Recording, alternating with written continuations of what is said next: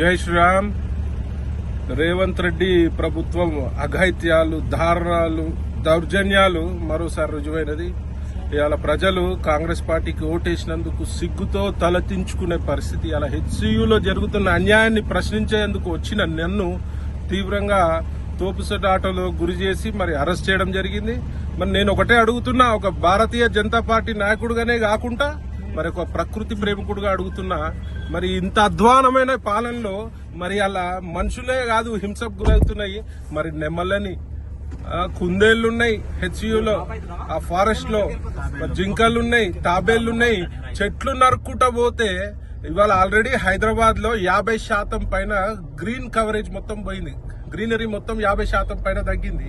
మరి ఇట్లాంటి డబ్బులకు ఆశపడి మరి ఇలా ప్రభుత్వం నడిపే చేతగాని దద్దమ్మ ప్రభుత్వం ఇది. ఇలా డబ్బులకు ఆశపడి మరి ఈ డబ్బులతోటి మరి కాంట్రాక్టర్లకు బిల్లులు రిలీజ్ చేసి అందులో పర్సంటేజ్ తీసుకునే ప్రయత్నంలో భాగంగా ఈ హెచ్యు లోని భూములని వేలంపాట వేసే ప్రయత్నంలో భాగంగా మరి అడవులను నరుక్కుంటా పోతే ఈ యొక్క భూభాగము ఖాళీ మన మనుషులదే కాదు, ఉట్టి ప్రజలదే కాదు, ఇది అన్ని జీవాలకు హక్కు ఉంటది. ఈడ జీవించే హక్కు. ఇలా కళ్ళు నెత్తినెక్కిన ప్రభుత్వం రేవంత్ రెడ్డి ప్రభుత్వం.